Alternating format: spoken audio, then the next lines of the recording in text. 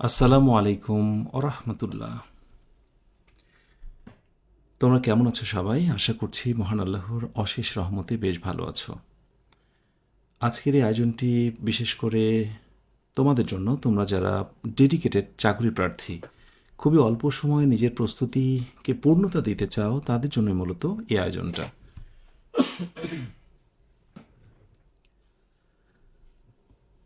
Well, so job প্রার্থীদের জন্য 2 মাসের একটা চ্যালেঞ্জ, এবং আজকের যে ক্লাসটি প্রথমে ইংরেজি ক্লাস, টপিক ভিত্তিক পূর্ণাঙ্গ ইংরেজি প্রস্তুতি।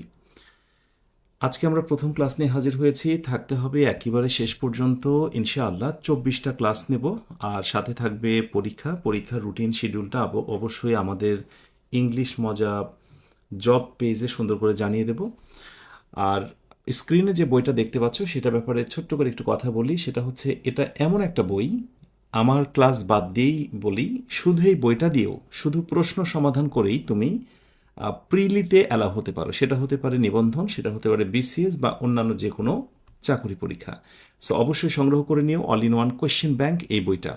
আর এই বইটা জাস্ট নিলেই, আমাদের পেজে নক দিলেই তুমি এই দুর্দান্ত কোর্সটাতে ফ্রি যুক্ত হতে পারবে। ক্লাস ওপেন হবে, কিন্তু ক্লাসের বাইরে আরও যা কিছু, সব কিছু পেইড, আর তারাই এটা ফ্রি পেয়ে যাবে যারা এই বইটা ক্রয় করে ইনবক্স করবে। জাস্ট এই নিউজটুকু জানিয়ে আমাদের আয়োজনটি শুরু করছি। ওকে, সো খুব অ্যালার্ট হতে হবে, হাতের কাজগুলোকে সেরে নিতে হবে। আজকে প্রথম দিন, হয়তো অনেকেই ঠিক সময় অ্যাটেন্ড হতে পারোনি। আমাদের ক্লাসটা ইনশাল্লাহ যথাসময়ে আমরা স্টার্ট করার চেষ্টা করব। তোমরা অনেকে আমাকে সালাম দিয়েছো, ওয়ালাইকুম আসসালাম ও রহমতুল্লাহ। অনেকে জিজ্ঞাসা, স্যার আপনি কেমন আছেন? আলহামদুলিল্লাহ, আমি বেশ ভালো আছি। তাহলে চলো শুরু করে আজকের আয়োজনটি। আমরা মোটামুটি এটা জানি রুটিন অনুযায়ী যে আমাদের আলোচনার বিষয় হচ্ছে the same word used as different parts of speech.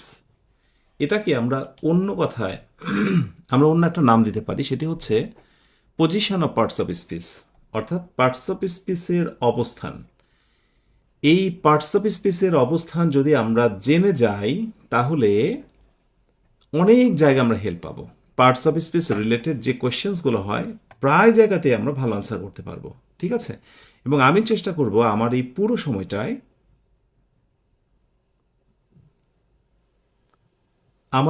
সময়টায় আমি এই পুরো জিনিসটাকে একেবারে A to Z শেষ করতে। ঠিক আছে? ওকে।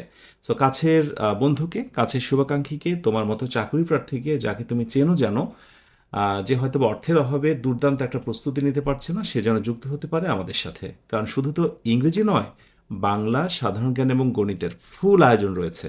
তোমরা ইংলিশ মজা জব পেজে সেগুলো ধারাবাহিকভাবে ক্লাস পেয়ে যাচ্ছ। ওকে, সো ফার্স্টেই আমি একটা বেসিক কোয়েশ্চেন দিয়েছি, একটু দেখা যাক যে তোমরা ঠিকঠাক মতো বুঝতে পারছো কিনা। নর্মালি আমরা যদি একটা বাক্যের কথা বলি, everyone has a right to education, এখানেও রাইট আছে। আবার পরে বাক্যটা দেখো, he tried to right the wrong decision, এখানেও রাইট আছে। আবার পরেরটায়, she gave the right answer quickly, এখানেও রাইট আছে। Turn right at the next corner, এখানেও রাইট আছে। আমার প্রশ্ন হলো, কোন বাক্যতে কোন রাইট, কোন পার্টস অফ স্পিচ, কোনটা নাউন, কোনটা ভার্ব, কোনটা অ্যাজেক্টিভ, কোনটা adverb? Noun, verb, adjective, adverb, একটু বেছে বের করে দেখি। নাউন, ভার্ব, অ্যাজেক্টিভ, অ্যাডভার্ব, কোনটা হবে? বেসিক কিউ, একেবারে প্রারম্ভিক একটা প্রশ্ন। দেখি তোমরা কারা কারা পারছো।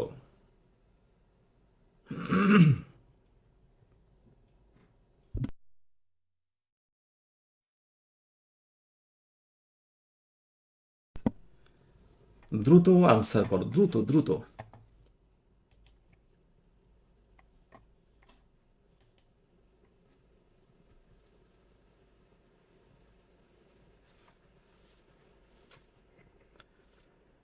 মনের ভেতরে কোনো কৃপণতা রাখবে না।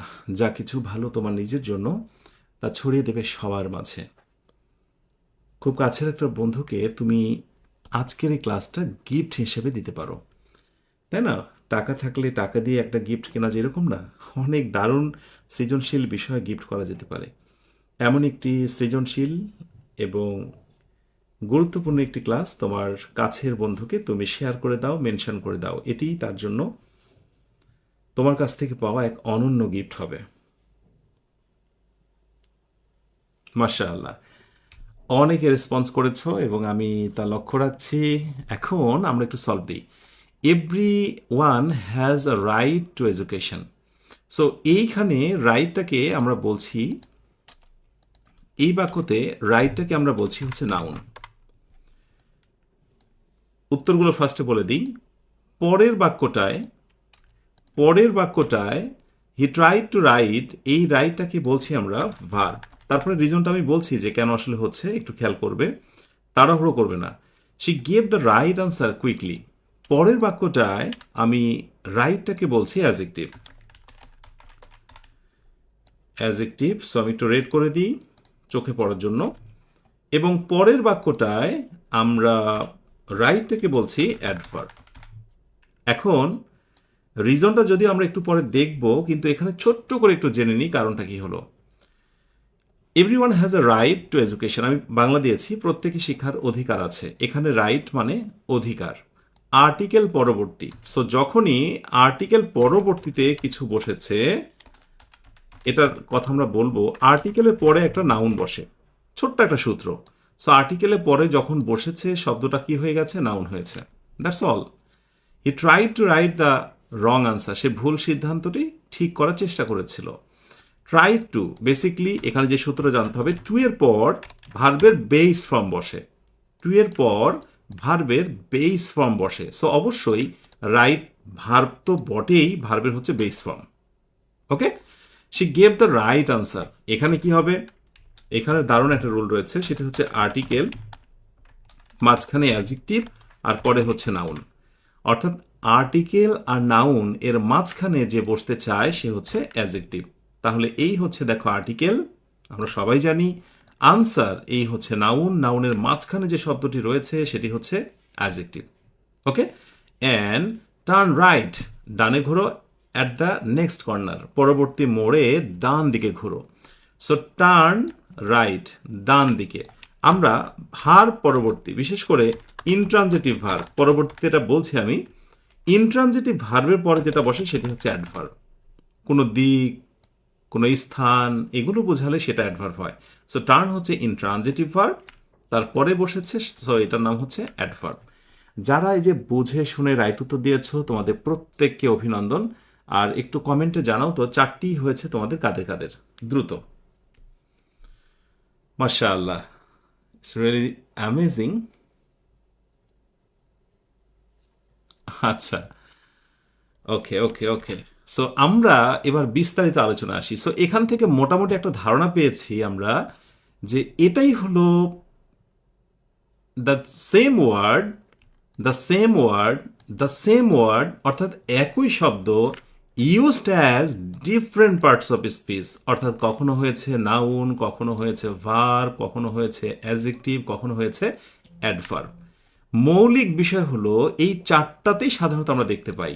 অর্থাৎ বিশেষ করে কখনো কখনো আমরা একই শব্দকে নাউন দেখব স্থানভেদে, নাউন দেখব সেটি ভার্ব হতে পারে, সেটি অ্যাডজেক্টিভ হতে পারে, সেটি অ্যাডভার্ব হতে পারে।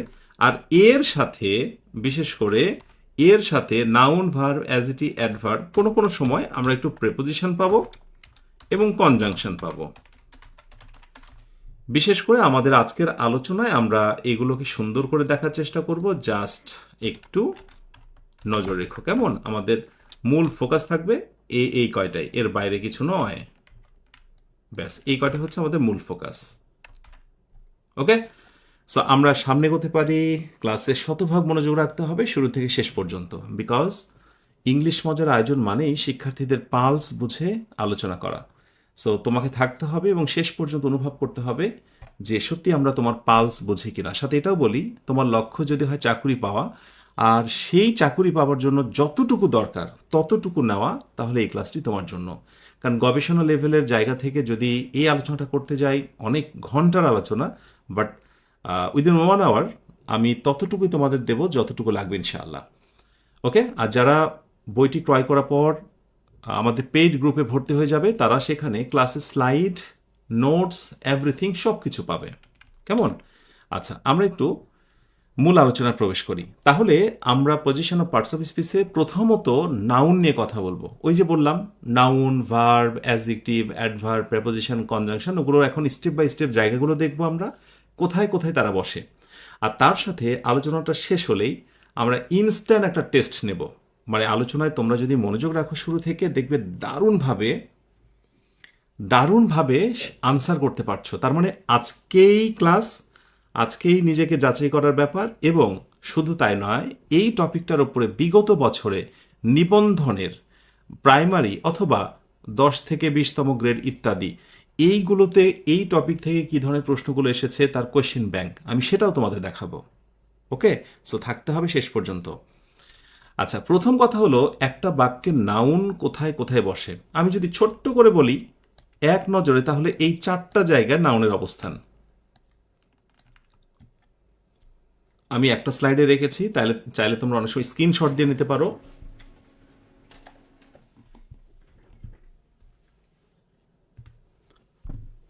ওকে, so position of parts of speech. তাহলে প্রথমটা হচ্ছে সাবজেক্ট হিসেবে নাউন বসে। ভালো করে খেয়াল করো। Yesterday was a very busy day. ইংরেজি তুমি বোঝো না, ধরে নিলাম তুমি ইংরেজি কিচ্ছু বোঝো না, তোমার ইংরেজির অবস্থা একেবারে খারাপ। একটা জিনিস তো বোঝো যে এটা একটা বাক্য, এটা একটা সেন্টেন্স, এটা তো বোঝো। ওকে, এবার এইটা তো বোঝো যে বাক্যের বা সেন্টেন্সের শুরুতে একটা সাবজেক্ট থাকে। ইয়েস, এই সাবজেক্টের জায়গাতে যখন কোনো ওয়ার্ড বসে তখন সেটা নাউন হয়। হ্যাঁ, প্রোনাউনও হয়, সেটা আমরা আলোচ্য বিষয় নয় এখন। মূল কথা হচ্ছে ইয়েস্টারডে শব্দটা এখানে সাবজেক্টের জায়গায় বসেছে, তাই এটার নাম হচ্ছে নাউন। মানে ইয়েস্টারডে তুমি কবে কোথায় কি ছিলে সেটা বড় কথা নয়, আজকে তুমি কোথায় বসেছো এটাই হচ্ছে তোমার পরিচয়। বাট এটা বলে দিই তোমাদের, ইয়েস্টারডে গতকাল, টুডে আজ, টুমোরো আগামীকাল, এই সমস্ত শব্দগুলো হচ্ছে অ্যাডভার্ব। কিন্তু যখন সাবজেক্ট হিসেবে বসবে এরা, বাক্যের প্রথমে বসবে এরা সাবজেক্ট হিসেবে, তখনই তার নাম হয়ে যাবে নাউন। তার মানে যে কোনো পার্টস অফ স্পিচ যদি বাক্যের সাবজেক্ট অবস্থানে থাকে তার নাম হয়ে যাবে নাউন। এটা একটা মজার বিষয়, শুধু প্রোনাউন ব্যতীত। প্রোনাউন তো স্পেসিফিক, ওই যে আই, হি, ওটা সাবজেক্ট হিসেবে থাকবে, ওটা প্রোনাউন, আলাদা কথা। সো প্রোনাউন ব্যতীত অন্য যে শব্দগুলো সাবজেক্ট অবস্থানে থাকবে তার নাম হচ্ছে নাউন। That's all. এখন সমস্যাটা কোথায়, সমস্যাটা একটু খেয়াল করো। আমি যদি বলি আই মেট ইউ, একটু খেয়াল করো মানে সমস্যাটা কোথায় আমি একটু দেখাচ্ছি তোমাদের। I met you yesterday, I met you yesterday, এই বাক্যতে ইয়েস্টারডেটার নাম কি তোমরা কারা কারা বলতে পারবে? ঝটপট করে বলো দেখি। I met you yesterday, yes. Normally ইয়েস্টারডেটা হচ্ছে অ্যাডভার্ব। হ্যাঁ, এটা সত্য কথা, ইয়েস্টারডে নর্মালি হচ্ছে অ্যাডভার্ব। কিন্তু সেই ইয়েস্টারডে শব্দটা যখন বাক্যের শুরুতে বসে গেছে তখনই তার নাম হয়ে গেল নাউন। ওকে, সো আমি যেটা তোমাদেরকে বলবো যে নাউন প্লাস এরপরে ভার্ব দ্বারা ডট ডট ডট শুরু হবে, এটাকে আমি বলছি শর্ট কাট। মানে আমার পুরো আলোচনাটাকে আমি যদি ছোট করে উপস্থাপন করি তাহলে যে শর্টকাটটা দাঁড়াবে সেটা হচ্ছে এটা। আমি শর্টকাটটা দিয়ে দিলাম যে ভার্বের পূর্বে সাবজেক্ট আকারে শুরুতে যে জিনিসটি বসবে তার নাম হচ্ছে নাউন। ওকে, সো কে কবে কোন নামে ছিল সে ওয়ার্ডটা বড় কথা নয়, আজকে কোথায় বসেছে এটি হলো মূল কথা। অতএব ইয়েস্টারডে শব্দটা হলো এখানে নাউন। ক্লিয়ার?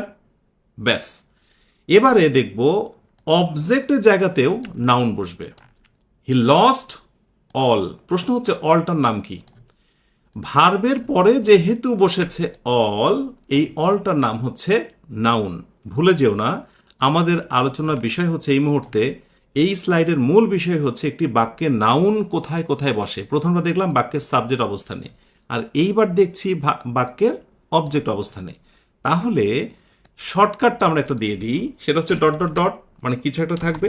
এবার ভার্বের পর কি থাকবে যদি নাউন থাকে, তবে ভার্বটা আবার যেন তেন ভার্ব হবে না, মনে রাখতে হবে টিভি মানে ট্রানজিটিভ ভার্ব হবে। আমি জানি তোমরা অনেকে জানো না, আস্তে আস্তে সাথে থাকো বুঝতে পারবে। তাহলে শর্টকাটে মনে রাখবো ভার্বের পরেই যদি আমরা কিছু দেখতে পাই তাহলে তার নাম কি বলবো আমরা? নাউন বলবো। So he lost all, all শব্দটাকে আমরা এখানে কি বলছি? নাউন বলছি।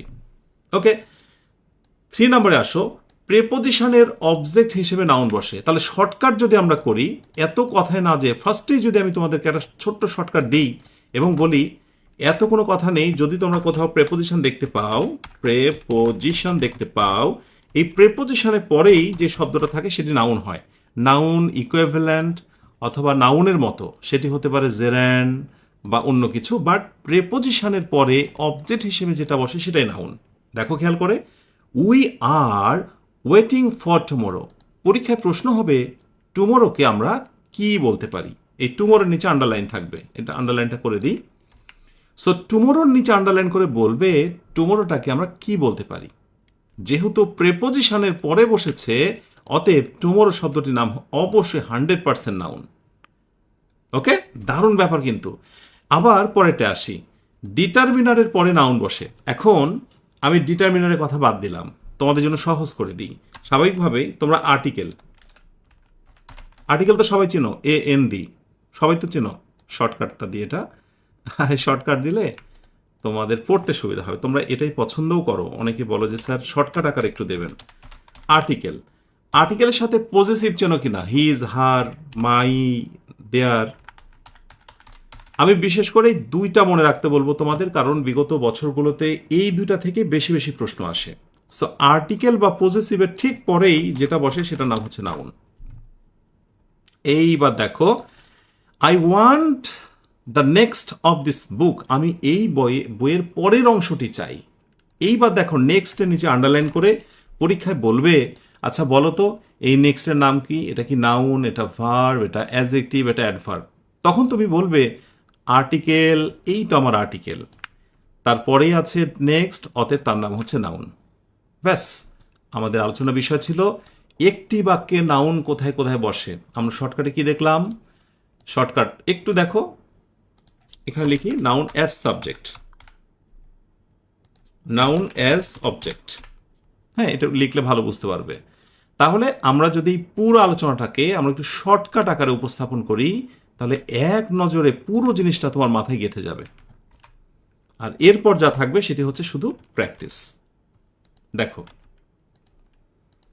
তোমরা যে কঠিন কেন বলো ইংরেজি, আমি এটা বুঝি না। তোমাদের কাজ কি জানো, এই যে শর্টকাট টেকনিকগুলো আমি দিচ্ছি সেইগুলোকে একটু নোট করে কয়েকবার দেখা, আর এর সাথে বিগত বছরের প্রশ্নগুলো একটু মিলিয়ে নেওয়া।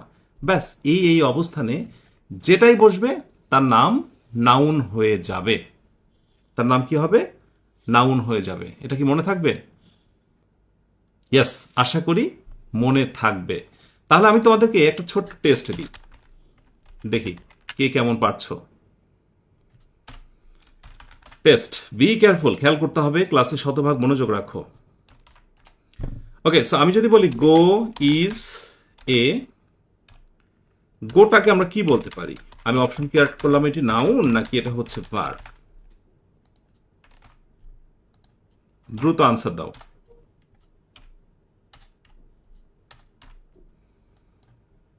গো কে আমরা কি বলতে পারি?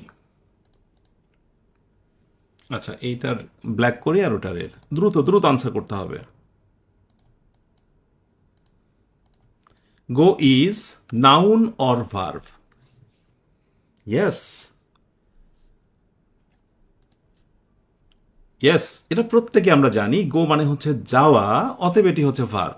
এ নিয়ে কিন্তু কোনো সংশয় নেই, কোনো দ্বিধা নেই, এবং আমরা খুবই কনফিডেন্ট অ্যাবাউট দিস। বাট আমি যদি প্রশ্ন করি দিস ইজ দ্য, আরে কি হয়ে গেছে খেয়ালই করি নাই। আমি যদি প্রশ্ন করি this is the go of the world, and এই কোয়েশ্চেন দিয়ে যদি বলি যে এই গোয়ের নাম কি, অপশন হিসেবে ধরো ওই দুইটা অপশনই আমি দিলাম।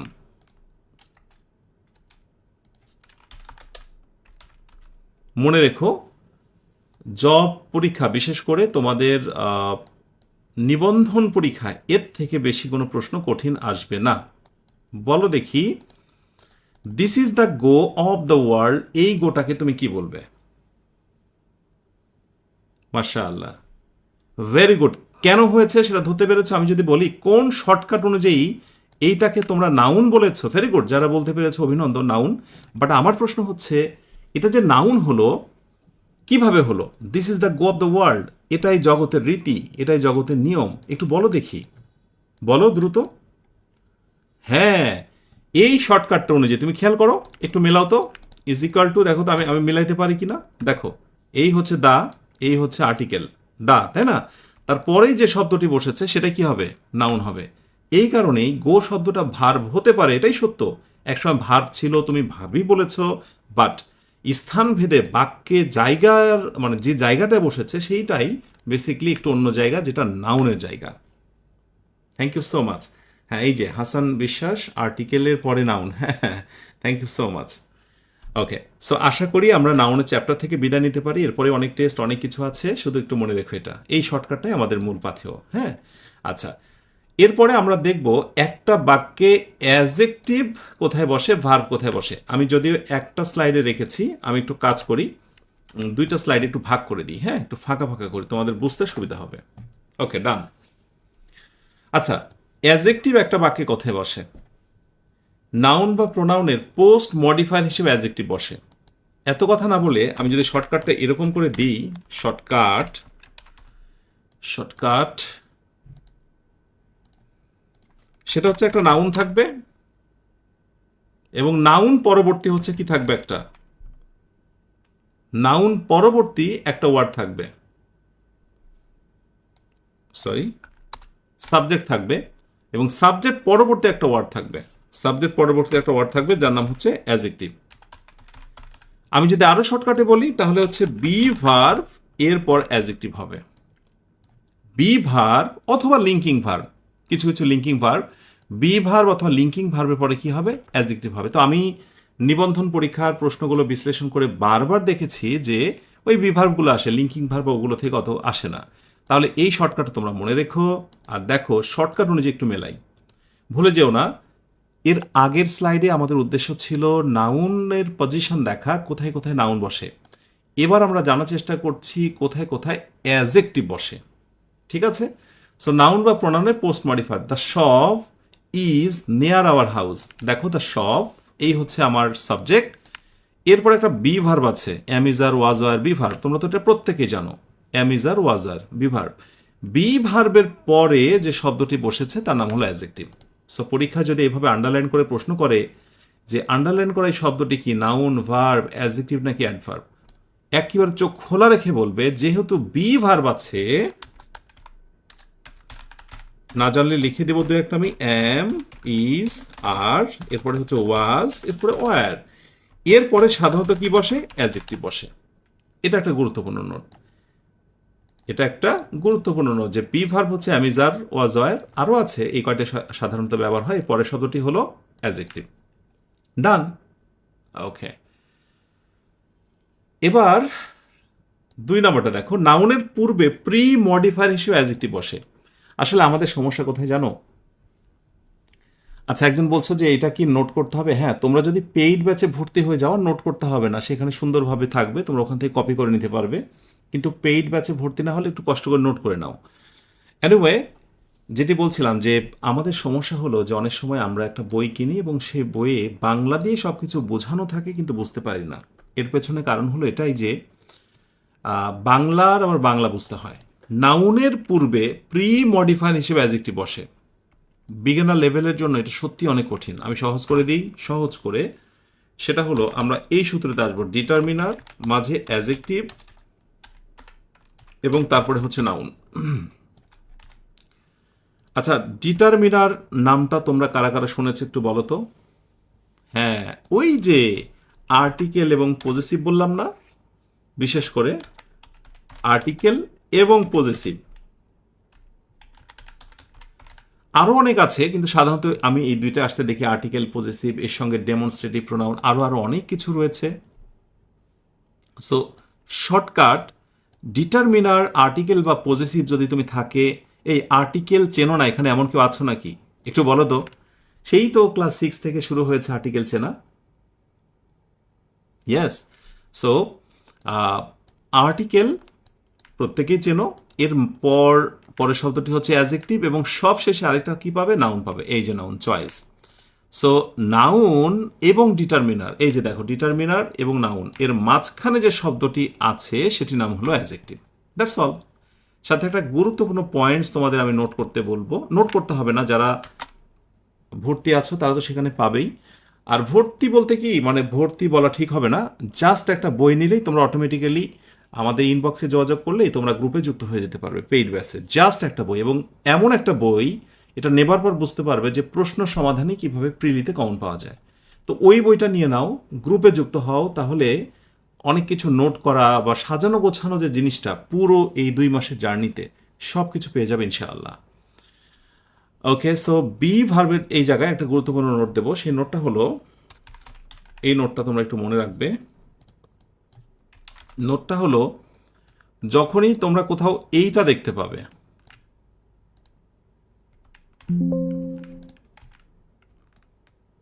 ওকে, সো ডিটারমিনার, অ্যাডজেক্টিভ এবং নাউন ইজ ইকুয়াল টু, তার নাম হচ্ছে নাউন ফ্রেজ। আমি এটা দিচ্ছি এই কারণে যে তোমাদের কিন্তু আবার নাউন ফ্রেজ এবং ক্লজ থেকে অনেক প্রশ্ন আসে। সো আমি নাউন ফ্রেজ এবং ক্লজ থেকে যে প্রশ্নগুলো আসে সেগুলো আমি একটু একটু করে দেখিয়ে দেবো, তাহলে তোমাদের জন্য অনেক বেটার হবে। ঠিক আছে? সো ডিটারমিনার, আর্টিকেল, পজেসিভ, ঠিক আছে, নাউন ফ্রেজ, ডান। তার মানে আমি যদি পরীক্ষায় এই প্রশ্নটাই এইভাবে পেতাম, একটু খেয়াল করো, আর রাইট চয়েস, ধরো এইটুকুর নিচে আন্ডারলাইন করে বলা হলো এটা কি ক্লজ, সরি কি ফ্রেজ, আর রাইট চয়েস এইটুকু ফ্রেজের নাম কি? তো ধরো অপশনে বলছে যে এটা adjective phrase, PHRES phrase. Option B হচ্ছে ধরো নাউন ফ্রেজ। তো আমি যেহেতু আজকের এই ক্লাসে এটা আমি একটা সুযোগ পেয়েছি, এখানে আমি প্রমাণ করতে পারি যে শব্দটা আমার নাউন ফ্রেজ, তাহলে নাউন ফ্রেজের আলোচনার সময়ই কেন আমাকে এই ফ্রেজ নিয়ে কথা বলতে হবে? মনে রেখো, প্রাসঙ্গিক কোনো কিছু যদি আমরা পড়ি, প্রাসঙ্গিক কোনো বিষয়গুলো যদি আমরা দেখি, তাহলে সেই জিনিসটা ধরে রাখতে সুবিধা হয়। ওই সময় ওই মোমেন্টে যদি শিখি ওই জিনিসটা, আরেকটা জিনিস ওটার সাথে সম্পৃক্ত, মনে থাকতে অনেক সুবিধা হয়। আচ্ছা, একজনের প্রশ্ন হচ্ছে স্যার পজিটিভগুলো ভুলে গেছি। ওকে, এটা হতেই পারে, অসম্ভব কিছু নয়। সো অসম্ভব কিছু নয়, আমি সেই জন্য দিয়ে দেবো। আর্টিকেল তো চেনই, AND, আর পজিটিভ হচ্ছে বেসিক্যালি, দেখো ইংলিশ মজা তথা আমি স্বাভাবিকভাবে শিক্ষার্থীদেরকে শিক্ষাতে পালস বুঝে পড়ানোর চেষ্টা করি। সো যারা খুব অ্যাডভান্স লেভেল স্টুডেন্ট আছো তাদেরকে বলবো আমার আরও অ্যাডভান্স ক্লাস আছে, সেখানে যাও। কিন্তু আমি যেহেতু এই শিক্ষক নিবন্ধন যারা দেবে তাদের ইংরেজির চিকিৎসা দিতে এসেছি, সুতরাং ছোট ছোট বিষয় নিয়ে প্রশ্ন থাকলে আমি সেটা ক্লিয়ার করে দেবো ইনশাল্লাহ। ঠিক আছে? পজিটিভ, আই, মি, মাই, তাই না? He, him, his, she, her, her, they, them, their, ঠিক আছে, উই, আজ, আওয়ার, তারপরে ধরো ইটস, এরকম শব্দ আছে না, এগুলোর নামই হচ্ছে পজিটিভ, মনে রেখো। ব্যাস। সো এগুলো বুঝলে, আর আর্টিকেল তো চেনই। মাশাআল্লাহ, ডান। সো এখন একসাথে যদি আমরা এই পুরো শর্টকাটগুলোকে একসাথে করি, তাহলে ব্যাপারটা কি হবে জানো? যে ব্যাপারটা খুব সহজ হয়ে যাবে। এই যে আমরা শর্টকাটগুলোকে একসাথে পেয়ে গেলাম। ঠিক আছে? অ্যাডজেক্টিভ বসার পজিশন হচ্ছে এই যে বি ভার্বের পরে অ্যাডজেক্টিভ, আর হচ্ছে ডিটারমিনার, আর নাউনের মাঝখানে হলো অ্যাডজেক্টিভ। ব্যাস, হয়ে গেল। অ্যাডজেক্টিভ পুরোটা লিখে দিই, ব্যাস। এখন পর্যন্ত আমরা ছিলাম নাউন কোথায় বসে এবং অ্যাডজেক্টিভ কোথায় বসে এটা একসাথে। ওকে, সো এবার আমরা পরের স্লাইডে আসি, সেটা হলো ভার্ব কোথায় কোথায় বসে। ভার্ব কোথায় কোথায় বসে, খুবই সহজ আর খুবই ফানি রুল। সাধারণত একটা বাক্যে সাবজেক্টে পরে ভার বসে, এটা আমরা প্রত্যেকে জানি। সাবজেক্টে পরে কি বসে? ভার বসে। তবে বাক্যটা হতে হবে অ্যাসার্টিভ, এটা আমরা প্রত্যেকে জানি। সো আমরা একটু শর্টকাট করে ফেলি। শর্টকাট, সেটা হচ্ছে সাবজেক্টের পরেই ভার বসে, ডট ডট ডট, এবং সেই বাক্যটাকে বলা হয় অ্যাসার্টিভ সেন্টেন্স। হ্যাঁ, সেই বাক্যটাকে বলা হয় অ্যাসার্টিভ সেন্টেন্স। আচ্ছা, বোল্ড না, এটা নর্মালি করি। তাহলে এই যে সাবজেক্ট, এই যে ওয়াটার, এই ওয়াটারটা কিন্তু হচ্ছে ভার্ব। মজার কথা, তোমাদেরকে যদি নর্মালি জিজ্ঞাসা করা হয় যে give me a glass of water. এবং যদি বলা হয় যে বলো তো এই বাক্যে ওয়াটারটা কোন পার্টস অফ স্পিচ, তো বলবে নর্মালি এটা হচ্ছে কি, এটা বলো তো। এটা অবশ্যই নাউন, এটা তোমরা প্রত্যেকে জানো, ওয়াটার মানে পানি, আমাকে এক গ্লাস পানি দাও। কিন্তু আমি যদি বলি আজকের আলোচনা থেকে প্রমাণ করে দেখাও যে এটা নাউন, ধরো তুমি বলছো নাউন, উত্তরও সঠিক, কিন্তু আমাকে প্রমাণ করে দিতে হবে এটা নাউন, তখন আগে যে প্রথম স্লাইডে দেখিয়েছিলাম দেখো, প্রেপোজিশনে পরে নাউন বসে, মনে হয় প্রেপোজিশনে পরে কি বসে, নাউন বসে। তার মানে এই জায়গাটাই হচ্ছে নাউনের, এই জায়গাটাই হচ্ছে নাউনের, এখানে যেই বসবে সেই নাউন হবে, এই অবস্থানে যেই আসবে সেই তার অত্যাচারে অতিষ্ঠ হবে। উদাহরণস্বরূপ ধরো বললাম যে একটা ঘর, সেই ঘরে প্রচুর পরিমাণে চুলকানির মতো গাছগাছরা আছে, বিচ্ছু আছে, মানে অ্যালার্জি টাইপের যা কিছু সব ওই ঘরে। তো দরজা খুলে দিয়ে ওই ঘরে যেই ঢুকবে সেই কিন্তু কি হবে, গা চুলকানো শুরু করবে। জানালা দিয়ে ঢোকো, দরজা দিয়ে ঢোকো, বা ওই বলবো যে সিলিং থেকে টুপ করে লাফ দিয়ে পড়ো, ওই ঘরে যে যে ঢুকবে সবারই গা চুলকাবে। তার মানে ওই ঘরটাই হচ্ছে চুলকানির ঘর। সো এই জায়গাটাই হচ্ছে নাউনের জায়গা। সো এখানে যে যে বসবে সেই নাউন হয়ে যাবে। সে জীবনে কি নামে ছিল বড় কথা না, আজকের অবস্থানটাই হচ্ছে বড় কথা। ঠিক আছে? সুতরাং সেই জায়গা থেকে আমরা এখানে ওয়াটারটাকে নাউন হিসেবে প্রমাণ করব। কিন্তু যখন এই বাক্যতে সাবজেক্টে পরে ওয়াটার বসেছে, তখন ওয়াটার মানে পানি নয়, পানি দেওয়া, তখনই সেটা কি হয়ে গেছে, ভার্ব হয়েছে। তার মানে একটু আগে সেটা নাউন ছিল, নাউন প্রমাণ করলাম, অথচ বাক্যে অবস্থান ভেদে যখন সাবজেক্টে পরে বসেছে, তুমি বাবা এই মুহূর্তে ভার্ব হতে বাধ্য। বুঝতে পেরেছ? ব্যাপারটা কিন্তু খুবই ফ্যান্টাস্টিক। ওকে, সো এটা একটা শর্টকাট টেকনিক গেল। এরপরে হচ্ছে ইম্পারেটিভ সেন্টেন্সের শুরুতে, মানে বাক্যের শুরুতেই যখন কোনো শব্দ থাকবে সেটা হয়ে যাবে ভার্ব, ঝামেলা শেষ। সো আমরা আরেকটা শর্টকাট এখানে দিয়ে ফেলবো, ভার্ব দ্বারাই শুরু, verb plus extension. Water the plants, অর্থাৎ গাছগুলোতে পানি দাও, প্রতিদিন সকালে গাছে পানি দাও, এটাও হচ্ছে ভার্ব, বাক্যের শুরুতেই ভার্ব। আমরা বলি না go there, eat something, come here, water the plant. একইভাবে বাক্যের শুরুতে আমরা ভার্ব দিয়ে যেমন অনেক কথা বলি, বাক্যের শুরুতে যদি নাউন থাকে, মানে শব্দটা ধরো নর্মালি হচ্ছে তোমার কি বলবো নাউন, কিন্তু শুরুতে বসেছে, ওই বাক্যতে আর কোনো ভার্ব নেই, তাহলে সেই কি হয়ে যাবে, সেই ভার্ব হয়ে যাবে। ব্যাস, শর্টকাট গেল একটা।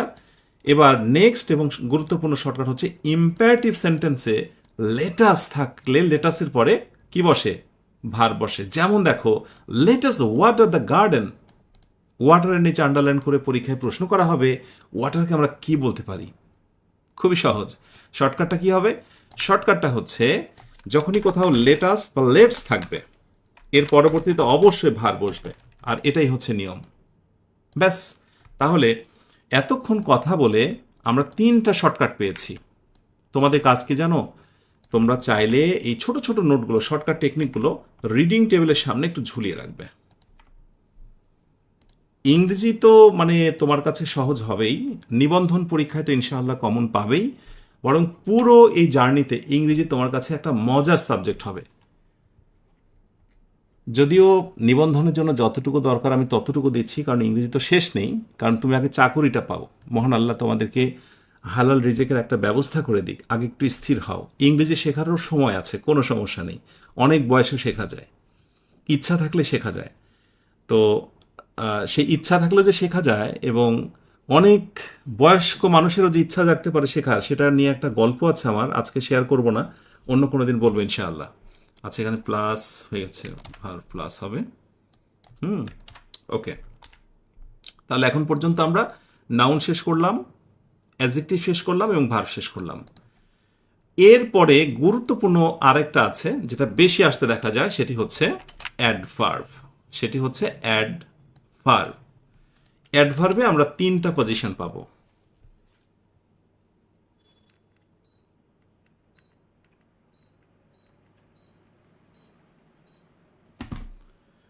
সো অ্যাডভার্বে আমরা 3টা পজিশন পাবো।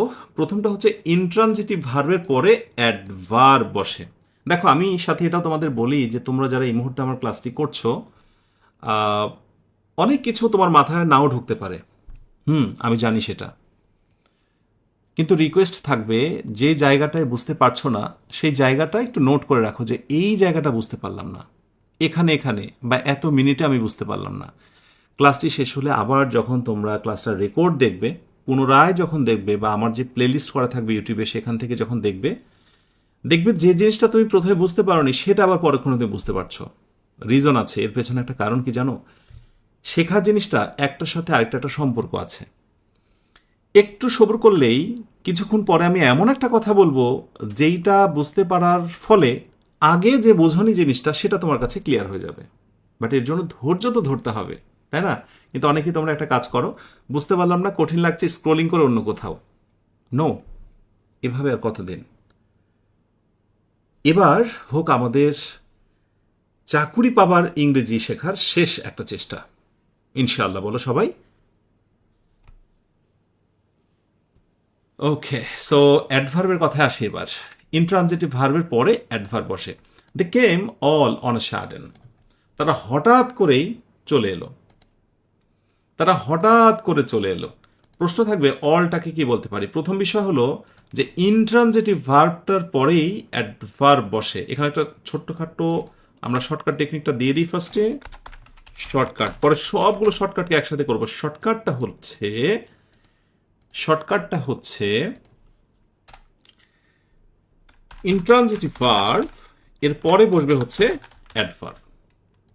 এখন আমি তো জানি ইন্ট্রানজিটিভ ভার্ব তোমরা অনেকেই চেনো না। একটা কাজ করো, তোমরা ঘুরে ফিরে যে কয়েকটা ইন্ট্রানজিটিভ ভার্ব সবচেয়ে বেশি আসে, বারে বারে আসে, বিভিন্ন সময় আসতে দেখা যায়, সেইগুলোর আমি তোমাকে একটা নোট দিচ্ছি ঘুরে ফিরে। তার ভিতরে কাম একটা, মনে রাখবে কাম। তারপর তোমরা দু একটা লিখো কমেন্টে। তারপরে হচ্ছে এন্টার, তারপরে স্লিপ, তারপরে গো, SLEEP। ওকে, সো কাম, ইন্টার, স্লিপ, গো, এই কয়টা ইন্ট্রানজিটিভ ভার্ব বিশেষ করে বললাম। এই ভার্বগুলোর পর কি বসে? অ্যাডভার্ব বসে। সো কাম, কামের পরে অল বসেছে, অথচ সেটার নাম কি হয়ে গেল? অ্যাডভার্ব হলো। অথচ একটু মনে করে দেখো, প্রথম স্লাইডে আমরা একটা বাক্য দিয়েছিলাম যে দে লস্ট অল, আরো সামথিং কিছু একটা ছিল। এই অলটাকে আমরা কি বলেছিলাম বলো তো? ইয়েস, নাউন বলেছিলাম। Noun, noun, noun. কেন বলেছিলাম নাউন, মনে আছে তোমাদের? লস্টকে তখন বলেছিলাম ট্রানজিটিভ ভার্ব।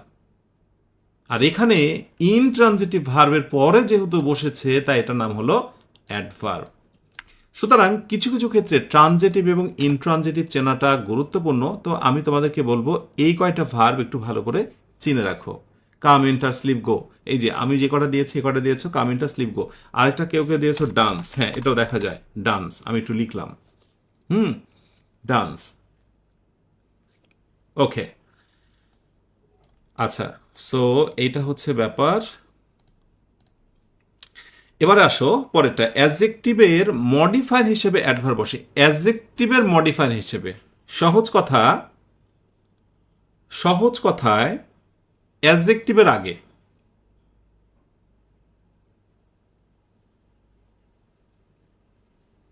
সহজ কথায় অ্যাডজেক্টিভের আগে, এত ঝামেলা না যে শর্টকাটটা একটু লিখে নাও। সেটি হচ্ছে অ্যাডভার্ব, পরবর্তীতে একটা অ্যাডজেক্টিভ থাকবে।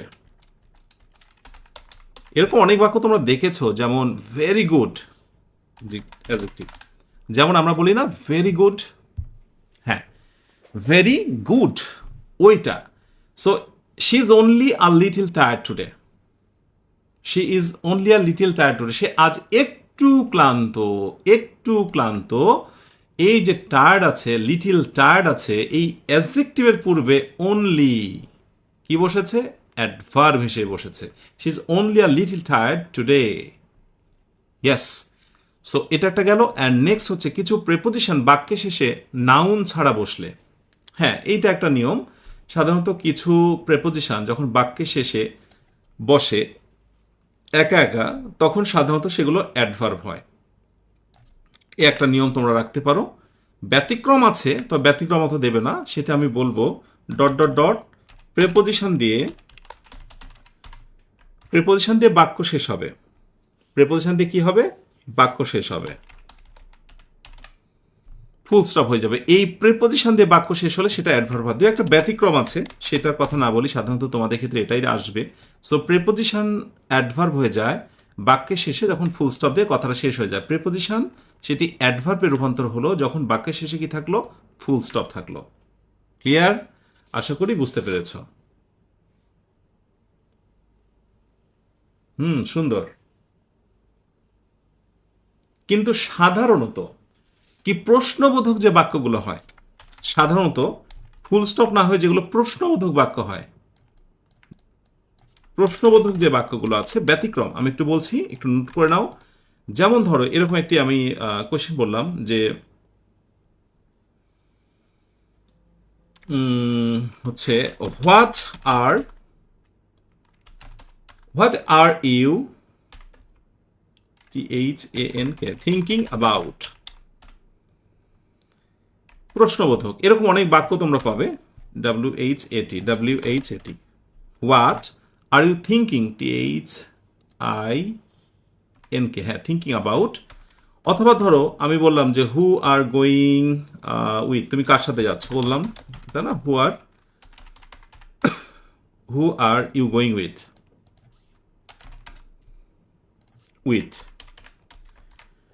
এই ফুল স্টপ না হয়ে যদি কোয়েশ্চেন মার্ক হয়, তাহলে সব শেষে থাকা যে শব্দটি তোমরা দেখতে পাচ্ছ, এগুলোর নাম কিন্তু হচ্ছে আবার প্রেপোজিশন।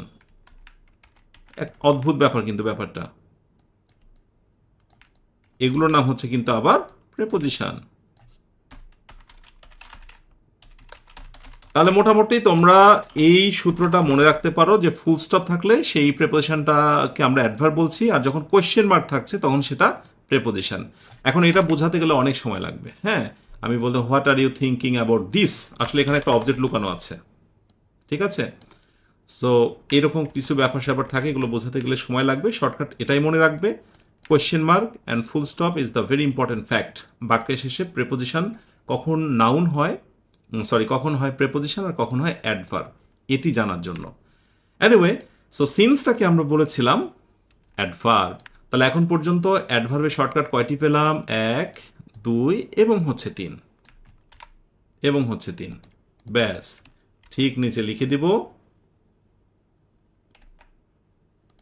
পরে সবগুলোকে আমরা একসাথে করব, কেমন?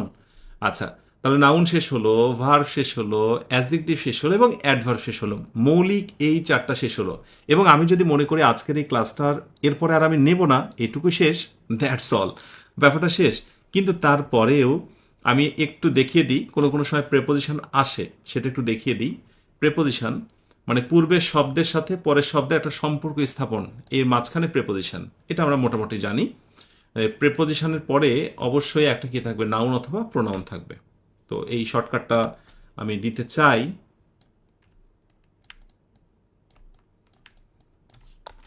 শর্টকাট সেটা হচ্ছে প্রেপোজিশন অবশ্যই তারপরে একটা অবজেক্ট ডিমান্ড করে। এই অবজেক্ট হতে গেলে নাউন বা প্রোনাউন হতে হয়, নাউন অথবা নাউন ইকুইভ্যালেন্ট অথবা হচ্ছে প্রোনাউন হতে হয়। ব্যাস, এই হচ্ছে শর্টকাট। সো সেই জায়গা থেকে আমরা যদি একটু লক্ষ্য করি আফটার এখানে কি, তাহলে দেখবো যে আফটারটা অবশ্যই প্রেপোজিশন, কেননা তারপরে হার একটা অবজেক্ট আছে, আছে না? প্রোনাউন অবজেক্ট হয়েছে। কিন্তু প্রবলেমটা আসলে কোথায়? এইখানে তো বুঝলাম, কিন্তু যখন এরকম প্রশ্ন করা হয়, খেয়াল করে দেখো, আমি যদি সমস্যা না দেখাই তাহলে বুঝবেই না যেটা শেখার আসলে কারণটা কি, কেনই বা এটা শিখতে হয়, কেনই বা জানতে হয়। যেমন যদি বলা হয় হি entered the room, okay, after I had ordered him, তাহলে সে রুমে ঢুকেছিল আমি অর্ডার করার পর। এইবার যদি কাউকে প্রশ্ন করি, বলো তো আফটার এখানে কোন পার্টস অফ স্পিচ? শুরু করছি, অপশন এ, ঝড়ো গতিতে আনসার দাও। Option A, it's a preposition. Option B, conjunction. আরো অনেক অনেক অপশন দেওয়া যেতে পারে, আমি এত কিছু যাব না।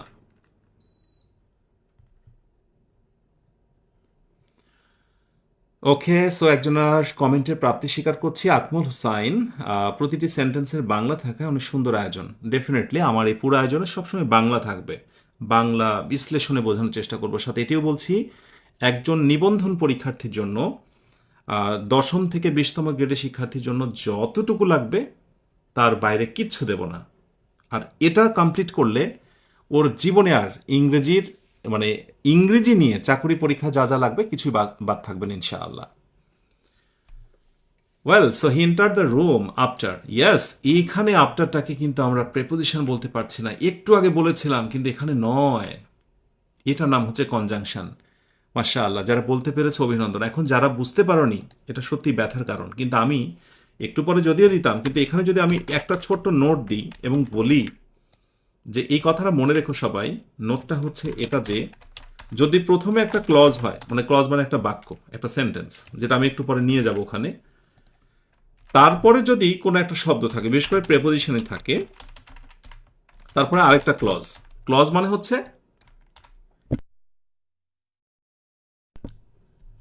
একটা বাক্য, এই একটা বাক্য, এই হচ্ছে একটা বাক্য। যদি দুই পাশে দুইটা ক্লজ বা বাক্য দেখতে পাও, এই হচ্ছে একটা বাক্য, এই একটা বাক্য, দুই পাশে দুইটা বাক্য, দুইটা ক্লজ, একই জিনিস, মাঝখানে হলো প্রেপোজিশন। এই প্রেপোজিশনের নাম হয়ে যাবে কনজাংশন। হ্যাঁ, যুক্ত করলো কন, ওকে, কনজাংশন। সো প্রেপোজিশন কখন কনজাংশন হয়, এই হচ্ছে তার অবস্থান। এই কারণেই মূলত আমাদের শিখাতে হয় যে প্রেপোজিশন কখনো হয় প্রেপোজিশন, কখনো হয় কনজাংশন।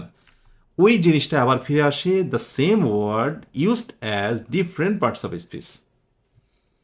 লুকস আফটার তো অ্যাপ্রোপ্রিয়েট প্রেপোজিশন, তাই না স্যার? ইয়েস, হ্যাঁ, লুকস আফটার অ্যাপ্রোপ্রিয়েট প্রেপোজিশন। হ্যাঁ, লুকস আফটার অ্যাপ্রোপ্রিয়েট প্রেপোজিশন না, এটা অ্যাকচুয়ালি গ্রুপ ভার্ব। তো গ্রুপ ভার্ব আর অ্যাপ্রোপ্রিয়েট প্রেপোজিশনের মধ্যে একটু পার্থক্য রয়েছে জহিরুল ইসলাম। আহ, এটি কোনো এক সময় ইনশাল্লাহ ক্লিয়ার করার চেষ্টা থাকবে। ওকে, সো এই হচ্ছে ব্যাপার। ক্লিয়ার? আশা করি প্রেপোজিশনের একটা উত্তম জায়গা চিনেছ, এবং প্রেপোজিশন বিশ্বাসঘাতকতা করে কোনো কোনো সময় যে সে কনজাংশন হয় তারও নমুনা পেয়েছ। এই একটা শর্টকাট গেল, আর এই একটা শর্টকাট তো আমরা এখানে পেলাম। তাহলে প্রেপোজিশনটা শেষ করলাম। প্রেপোজিশনের পরে লাস্ট যেটা থাকে সেটা হচ্ছে কনজাংশন, এবং এটি আমাদের শেষ। সেটি হলো দুইটি সেন্টেন্স বা ক্লজের মাঝে সম্পর্ক স্থাপনকারীকে কনজাংশন বলা হয়। ইয়েস, যেটা আমি অলরেডি দিয়েছি।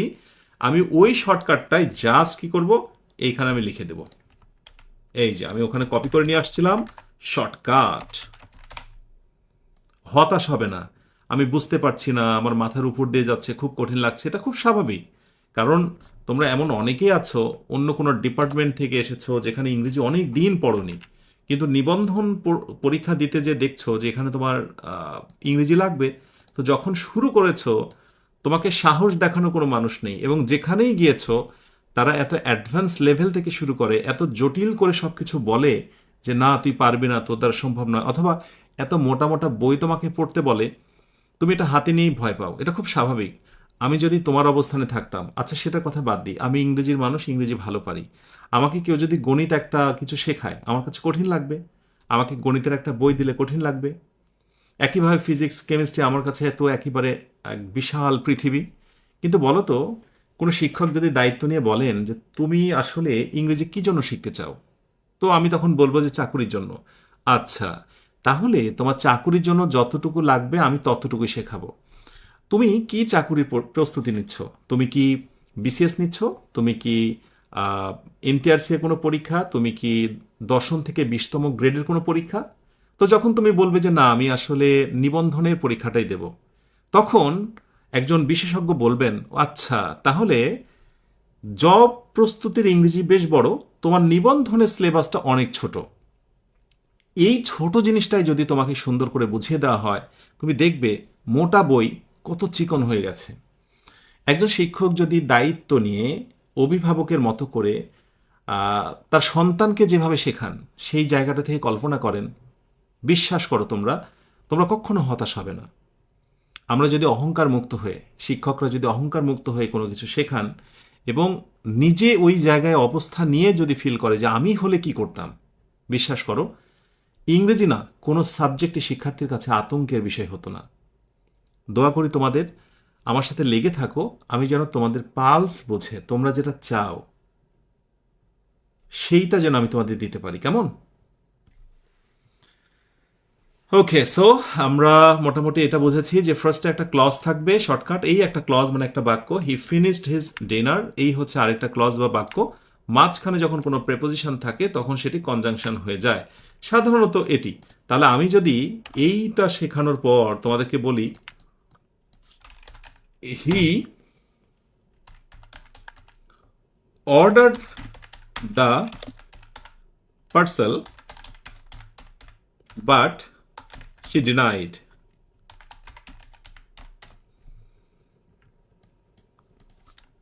এই বাক্যটা দেওয়ার পর তোমাদেরকে বলি যে এই বাটের নাম কি, নাউন, ভার, প্রেপোজিশন, কনজাংশন ইত্যাদি অনেক কিছু।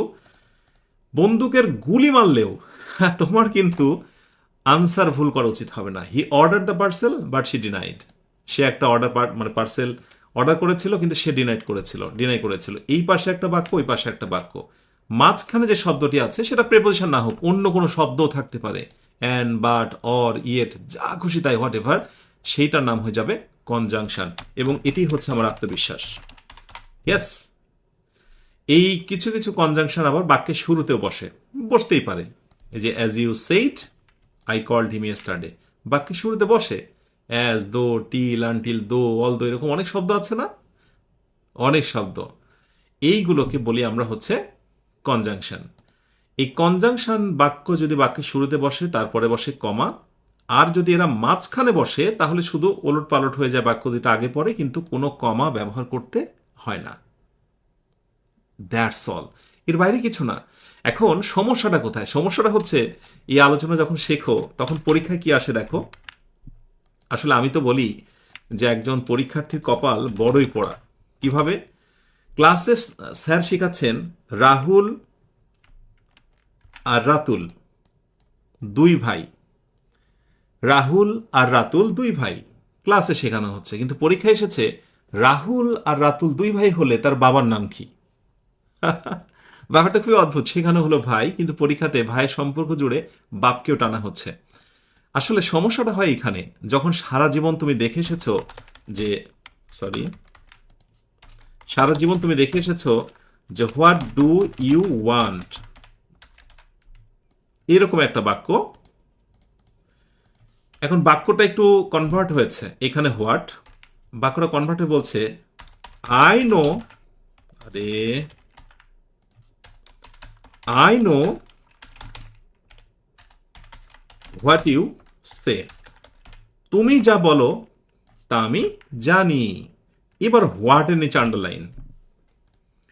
এখন প্রশ্ন করবে তোমাদের এই পরীক্ষাতে যে বলো তো বাবা এই হোয়াটের নাম কি আর এই হোয়াটের নাম কি। এখন এই হোয়াটের নাম হচ্ছে ইন্টারোগেটিভ প্রোনাউন, যেহেতু এটা প্রশ্ন করা হয়েছে ইন্টারোগেটিভ প্রোনাউন। ইন্টারোগেটিভ প্রোনাউন খুব স্বাভাবিক, ইন্টারোগেটিভ কি প্রোনাউন, এটা শিখেছো, এটা জানো, না হলেও জেনে নাও। কিন্তু হোয়াট যখন বাক্যের মাঝখানে বসে আর ফুল স্টপ, তখন এই সূত্রটাই কিন্তু কাজ করবে এখানে। খেয়াল করো, এই হচ্ছে একটা বাক্য, এই হচ্ছে একটা বাক্য, মাঝখানে বসেছো বাবা, অতএব তুমি যে যাই হও, প্রিপোজিশন হও, অন্য কিছু হও, তোমার নাম হয়ে যাবে কনজাংশন। ইয়েস, অ্যান্ড এটাই কিন্তু পরীক্ষায় আসে, এই জিনিসটাই জাস্ট পরীক্ষায় আসে। মাশাআল্লাহ, এই তো ব্যাপার। সো আমরা কিন্তু প্রতিটারই শর্টকাট টেকনিক পেয়ে গেছি। কিভাবে জানো? ক্লাসটা শেষ করেই যারা পেইড ব্যাচে যুক্ত হয়ে গেছো বইটা ক্রয় করে, তারা তো সেখানে পাবেই। আর যারা পাওনি একটু স্ক্রিনশটগুলো দিয়ে নিও বা খাতায় নোট করে নিও। চলো আমরা একটু দেখে নিই যে আসলে আমরা কি কি শর্টকাট টেকনিকগুলো পেলাম। আমি সবগুলোকে একসাথে নিয়ে যাব। আচ্ছা, নাউনের শর্টকাট, ওকে, নাউনে পড়ে অ্যাডজেক্টিভের শর্টকাট, তারপরে হচ্ছে ভার্ব বসার জায়গা, অ্যাডভার্ব বসার জায়গা, প্রিপোজিশন বসার একটা জায়গা, প্রিপোজিশন আগে নেব, এরপরে হচ্ছে কনজাংশন বসার জায়গা। That's all. এবার আমি যদি সবগুলোকে একসাথে করে নিই, একটু খেয়াল করো, এই এতক্ষণ ধরে প্রায় 1 ঘন্টা ধরে আমি যত বকবক করেছি, হ্যাঁ, সব কি আসলে এটা নয়? দাঁড়াও, তাড়াহুড়ো করবে না, কেমন? আমি সবগুলোকে সাজিয়ে দেবো এবং চাইলে তোমার উদ্দেশ্য যদি আমার কোর্সে ভর্তি নাও হওয়া হয় কোনো সমস্যা নাই, তুমি স্ক্রিনশট দিয়ে পুরোটা একটু সুন্দর করে তুলে নাও। এই হচ্ছে আজকে আমাদের ক্লাসের সুন্দর করে সামারি। কোথায় কোথায় কি বসে সুন্দর করে শর্টকাট দেওয়া আছে। That's all. রিডিং টেবিলের সামনে সুন্দর করে ঝুলিয়ে রাখবে, কেমন? আচ্ছা, শর্টকাট যত সুন্দর করে রাখতে পারো। নাউনের অবস্থানগুলো, হ্যাঁ এই যে নাউন, এইগুলো হচ্ছে নাউন, সব নাউনের অবস্থান এখানে এখানে বসে। অ্যাডজেক্টিভের অবস্থান অ্যাডজেক্টিভ, ভার্বের অবস্থান দেখো সবগুলো ভার্ব কোথায় কোথায়, রাইট? অ্যাডভার্বের অবস্থান সুন্দর করে দেওয়া আছে, রাইট? ব্যাস, ডান। তাহলে নিতে পেরেছো পুরো জিনিসটা, নিজেরটা? আচ্ছা, সাথে এটাও বলে দিই, আমার এই ক্লাসটা যখন হচ্ছে ঠিক সেই দিনই রাত 9টার সময় ইংলিশ মজা জব পেজে প্রথম সাধারণ জ্ঞানী ক্লাস অনুষ্ঠিত হবে। এইভাবে করে বাংলা, আমার ইংরেজি ক্লাস হবে 24টা, সাধারণ জ্ঞান 24টা, বাংলা 24টা, গণিত 24টা, সবগুলো লাইভ ক্লাস হবে। দয়া করে অ্যাটেন্ড হতে হবে। মনে রাখতে হবে ইংলিশ মজা জব নামক পেজে। আমি প্রথম কমেন্টে সুন্দর করে লিঙ্কটা দিয়ে দেবো, কেমন? তো আলোচনা শেষে আমার স্বাভাবিকভাবেই মনে হয় যে একটু প্র্যাকটিস করলে কেমন হয়, দেখি কমন এসেছে কিনা। তো চলো তো বিগত বছরে আসা প্রশ্নগুলো একটু দেখি। এই 14তম শিক্ষক নিবন্ধন, 15তম, 14তম প্রাথমিক সহকারী, একটা বিসিএসও দিয়েছি, বিভিন্ন রকম। একটু দেখি মিলাতে পারো কিনা তোমরা। ইনস্ট্যান্ট টেস্ট লাইভে অ্যাটেন্ড না হলে পরবর্তীতে তোমরা চাইলে লাইভে অ্যাটেন্ড না হয়ে তোমরা যদি পরবর্তীতে ক্লাসটা করতে চাও, আমি চাইবো যে তোমরা অবশ্যই একটু পজ দিয়ে থামিয়ে নিজেরা চেষ্টা করবে, একটু আনসারগুলো একটু মিলিয়ে নিই আমরা, কেমন? আচ্ছা, সুমনা টোল্ড আস আ টেল। সুমনা একটি গল্প বলেছিল অ্যাবাউট আ টেল, একটা লেস সম্বন্ধে। প্রশ্ন হচ্ছে হিয়ার দ্য ওয়ার্ড টেইল, এখানে টেলটাকে আমরা কি বলতে পারি? প্রেপোজিশনের পরে বসেছে, যেহেতু আমি হেড ওয়ার্ড বা কিওয়ার্ডটাকে আমি একটু রেড করে দেব। প্রেপোজিশনের পরে বসেছে যেহেতু টেইল, রাইট? সো অবশ্য সরি এখানে যেহেতু আর্টিকেলে পরে বসেছে টেল, তুমি খেয়াল করো জায়গাটা, অতএব আর্টিকেলে পরে যেটা বসে সেটা হচ্ছে নাউন। খুব সহজ, তুমি পারবে। স্থির হও, ঠান্ডা মেজাজে, just wait. Okay, Jerry was deprive of motherly affection. প্রশ্ন হচ্ছে মাদারলিকে আমরা কি বলতে পারি? মাদারলি অ্যাফেকশন আমি একটু রেড করে রাখি। অ্যাফেকশন শব্দটি নাউন, নাউনের পূর্বে বসেছে মাদারলি। নাউনের পূর্বে কে বসে? ইয়েস, সে হচ্ছে অ্যাডজেক্টিভ। একটু মনে করে দেখো, হি ফাদার দ্য প্ল্যান, সে পরিকল্পনাটিকে কি করলো? ত্বরান্বিত করলো। এখন সাবজেক্ট পরবর্তী আমরা যে ভার্ব, সাবজেক্টের পরে যেটা বসে সেটা হচ্ছে ভার্ব। আমরা কিন্তু এখানে ফাদার মানে বাবা বলিনি, পিতা বলিনি। ত্বরান্বিত করা, কোনো কিছুকে বেগবান করা, বাস্তবায়ন করা। সো অবশ্যই সাবজেক্ট পরবর্তী যেটা বসে সেটা কি? ইয়েস, সেটা হচ্ছে ভার্ব। সাবজেক্ট পরবর্তী যেটা সেটা হচ্ছে ভার্ব। কিওয়ার্ডটা আমি আন্ডারলাইন করছি। উপমা কেম হিয়ার লেট। ইয়েস। আচ্ছা, হেয়ারটের বাদই দিলাম। কাম মনে আছে? Come, enter, sleep, intransitive verb. So intransitive ভার্বের পর যদি কিছু বসে তার নাম হয়ে যায় কি? ইয়েস, ইন্ট্রানজিটিভ ভার্বের পর যদি বসে তার নাম হয়ে যায় অ্যাডভার্ব। পারছো তো? বাহ, অনেক আনসার করছো। He told us about the battle, এখানে অ্যাবাউটটা কি? প্রেপোজিশন, কারণ তারপর একটা নাউন বা নাউন ফ্রেজ আছে, অবশ্যই এটি প্রেপোজিশন। সো অ্যাবাউটটাকে আমরা অবশ্যই কি বলবো? প্রেপোজিশন বলবো। And last, he could not win but learned a lot. Which part of speech is the word but? But he could not win, সে জিততে পারেনি, but he learned a lot, মানে এখানে হি একটা লুকানো আছে। হ্যাঁ, মানে দুই পাশের সাবজেক্ট যখন একই হয় তখন দ্বিতীয়টা দিতে হয় না, সেই জন্য এটা নেই। তাই এই পাশে একটা ক্লজ, এই পাশে একটা ক্লজ, অথবা এই পাশে একটা বাক্য, এই পাশে একটা বাক্য, মাঝে যে যুক্ত করতে পারে সে হচ্ছে ইয়েস, কনজাংশন। তাহলে ফিল করো আমি যা শিখিয়েছি এখন তুমি তাই পারছো। শুধু কি দরকার জানো? শুধু দরকার হচ্ছে প্র্যাকটিস। যারা 6টা ছিল, 6টা যাদের হয়েছে বা কয়টা হয়েছে একটু কমেন্টে জানাও। আর তার সাথে একটু বলে দিই তোমাদের, সেটা হচ্ছে এরপর যেটা দরকার সেটা হচ্ছে কোয়েশ্চেন ব্যাংক। যারা পেইড ব্যাচে যুক্ত হচ্ছ বইটা ক্রয় করে তারা তো এটা পাবেই। সবগুলো আমি সুন্দর করে সাজিয়ে দেব। নাউনের অবস্থান সবগুলো তুমি আনসার করতে পারবে। নাউন আমি সেটা দিয়ে দেব। আর তোমার কাছে যদি অন্য কোনো বই থাকে, মানে আমার উদ্দেশ্য তো এটা নয় যে তোমাকে ব্ল্যাকমেল করে আমার কোর্সে যুক্ত করা। তোমার কাছে অনেক বই থাকতেই পারে, হোয়াট এভার, যে কোনো একটা বই, সেই বইয়ে তুমি এই চ্যাপ্টারে যাবে। এবার চ্যাপ্টারটা যখন তুমি খুলবে, দয়া করে তোমরা একটা ভুল কেউ করতে যাবে না। সেটি হলো যে তুমি যা তোমার প্রিপারেশন, তোমার টার্গেট কি, সেই টার্গেটের বাইরে কোনো বই, টার্গেটের বাইরে কিছু পড়তে যাবে না। ধরো তুমি প্রাইমারিতে চাকরি হলে তোমার ভালো, তুমি বিসিএস এর বই কেন পড়তে যাবে? বাজারে প্রাইমারি কেন্দ্রিক যে বইগুলো আছে সেগুলো পড়ো। তুমি নিবন্ধনের টেকাটাই তোমার স্বপ্ন, তাহলে নিবন্ধনের বইগুলো তুমি ক্রয় করো, বা সিনিয়র ভাই আপুদের থেকে জেনে নাও। দয়া করে গাইডলাইনের জায়গাটা যদি ভুল করো, ডিপ্রেশন, হতাশা মাস্ট।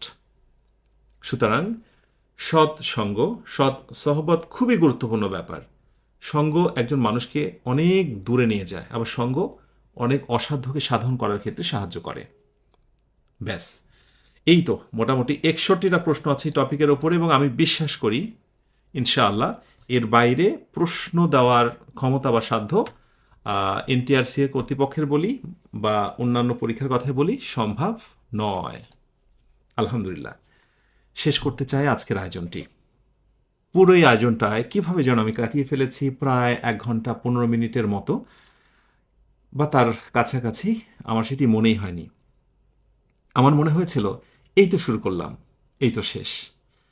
তোমরা এনজয় করেছো কিনা একটু আমাকে কমেন্টে জানাও। সাথে এটাও বলে দিই, জীবনে অনেক বই তোমার সেলফে সাজিয়ে রেখেছো, but all in one question bank এটা সংগ্রহ করে নেবে। আমার ক্লাস বাদ দাও, অন্য কোচিংয়ের ক্লাস বাদ দাও, শুধু যদি প্রশ্ন ব্যাংকটা পড়ে তুমি পরীক্ষার হলে যাও, এখানে কিউআর কোড আছে, ব্যাখ্যা বিশ্লেষণে আমাদের স্যারগুলো আমি সহ থাকছি। কিউআর কোড স্ক্যান করলে ব্যাখ্যা সহ সমাধান পেয়ে যাবে। এইটা তোমাকে অল্প সময় চাকুরি পেতে সাহায্য করবে। আর সবশেষে আরেকটা পরামর্শ দিই, চাকুরির পাওয়ার এই সময়টা, যখন তুমি তোমার ক্যারিয়ার গঠন করছো, এই সময়টায় বেশিরভাগ মানুষ তোমাকে তিরস্কার করবে। এমনিতেই তুমি মনোকষ্টে ভুগছো, চাকুরি নেই, তুমি বেকার। আর কিছু মানুষ তোমাকে তীর বা কাঁটাময় কথা তোমাকে ছুড়ে দেবে প্রতিদিন। তুমি সবচেয়ে ভালো হয় এই মানুষগুলোকে একটু চিনে ফেলো, এই মানুষগুলোকে একটু দেখো। যারা এই ধরনের কথাগুলো বলছে, যারা তোমাকে প্রতিনিয়ত হতাশার মধ্যে ফেলে দিচ্ছে, এই মানুষগুলোকে তুমি অ্যাভয়েড করো। কম মানুষের সাথে মেশো, তাদের সাথে মেশো যারা তোমাকে পজিটিভ হতে সাহায্য করে। দোয়া রাখছি সবার জন্যই, মহান আল্লাহ যেন তোমাদের খুব শীঘ্রই মহান আল্লাহ তোমাদের জন্য হালাল রিজিকের ব্যবস্থা করে দেন। সবসময় মনে রাখবে, মহান আল্লাহ কারো কর্মের প্রতিফল নষ্ট করেন না। প্রতিদিন পড়াশোনাতে নিবিষ্ট হও, লেগে থাকো মাত্র 6টা মাস। ফলো করো আমার কথা, আমাদের কথা, ইনশাআল্লাহ নিশ্চয়ই তুমি তোমার কাঙ্ক্ষিত চাকরি পেয়ে যাবে। ভালো থেকো সবাই। যে ভালো শেষ নেই, সুখে থেকো যে সুখের সীমান নেই, এই অনন্ত শান্তির চিরন্তন প্রত্যাশায়। আল্লাহ হাফেজ। আসসালামু আলাইকুম ওয়া রাহমাতুল্লাহ।